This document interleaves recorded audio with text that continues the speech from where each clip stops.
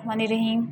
अस्सलाम वालेकुम students. Chemistry grade 9 chapter number 8 page number 140 box हमने पढ़ना है। Do you know the most abundant metal is aluminium, the most precious metal is platinum, most usable metal is iron, most reactive metal is caesium, most valuable metal is uranium, the lightest metal is lithium and the heaviest metal is osmium. Less conductor of heat जो है वो lead है, तो best conductor of heat silver and gold.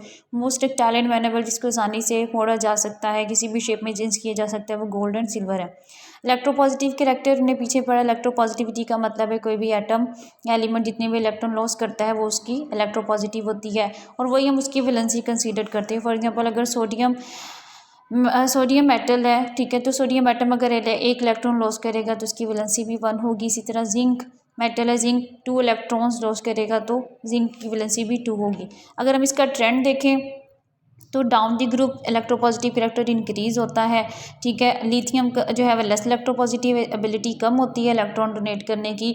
इसी तरह sodium ज़्यादा है, ठीक है, which is in turn less electropositive than potassium, जबकि पोटाशियम जो है वो ज़्यादा है सोडियम के मुकाबले में। तो जैसे जैसे आप डाउन द ग्रुप आएंगे इसका इलेक्ट्रोपॉजिटिव कैरेक्टर इंक्रीज होगा, लेकिन इलेक्ट्रोपॉजिटिव कैरेक्टर जो है वो लेफ़्ट टू राइट ये डिक्रीज़ होता है, क्योंकि left to right atomic size जो है कम होता जाता है। एटॉमिक साइज़ कम क्यों होता है? न्यूक्लियर चार्ज इंक्रीज होता है। ये डिटेल में आप चैप्टर नंबर 2 में पढ़ के आए हैं।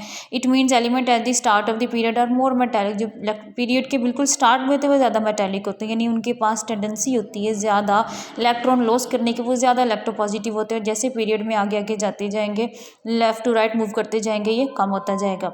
इलेक्ट्रोपॉजिटिविटी और आयोनाइजेशन एनर्जी का आपस में क्या रिलेशन है? Electropositive character depends upon the ionization energy, ठीक है, which in turn depends upon size and nuclear charge of an atom. ये बात भी हम चैप्टर नंबर 2 में डिटेल में पढ़ के आए हैं कि एटम का साइज इंक्रीज होता जाएगा, ठीक है। एटम का साइज इंक्रीज होने से उसके ऊपर न्यूक्लियर चार्ज भी जो है वो ज़्यादा होगा। न्यूक्लियर चार्ज होने की वजह से उसकी आयोनाइजेशन एनर्जी इंक्रीज हो जाती है। आयोनाइजेशन एनर्जी जैसे ही ज़्यादा होगी तो फिर ज़्यादा एनर्जी चाहिए एटम आउटर मोस्ट शेल में से इलेक्ट्रॉन निकालने के लिए। तो in this way atoms have high ionization energy, less electropositive.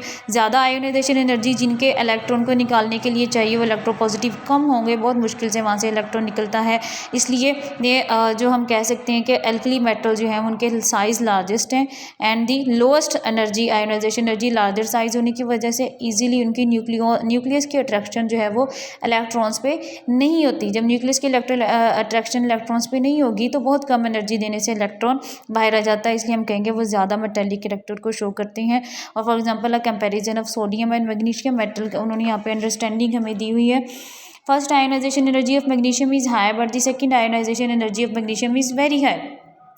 First ionization energy का मतलब है मैग्नीशियम के आउटर मोस्ट शेल में 2 इलेक्ट्रॉन्स हैं, एक इलेक्ट्रॉन निकालेंगे तो जो एनर्जी चाहिए उसके मुकाबले में सेकंड इलेक्ट्रॉन निकालते हुए ज़्यादा एनर्जी चाहिए, तो डिफ़िकल्ट हो जाता है सेकंड इलेक्ट्रॉन निकालने के लिए, क्योंकि उस वक्त न्यूक्लियर चार्ज इंक्रीज़ हो जाता है, बाकी जितने भी इलेक्ट्रॉन्स बच जाते हैं तो इसके नतीजे में साइज़ भी कम हो जाएगा। इसी तरह ऑल एलिमेंट्स जितने भी अल्कलाइन अर्थ मेटल है उनकी आयोनाइजेशन एनर्जीज जो सी हैं वो हाई होती हैं, जिसकी वजह से इलेक्ट्रॉन रिमूव करना डिफ़िकल्ट हो जाता है। और जो low ionization energy alkali metals की make them more reactive alkaline earth metal, low ionization energy की वजह से वो इजीली इलेक्ट्रॉन डोनेट करेंगी और वो ज़्यादा जो है रिएक्टिव मेटल्स बनती हैं। इस टॉपिक के अंदर आपके जितने भी शॉर्ट क्वेश्चन हैं वो बना के आपको दे दिए गए हैं, आपने उन्हें होमवर्क पे लिखना है और ये टॉपिक कंप्लीट आपने याद करना है।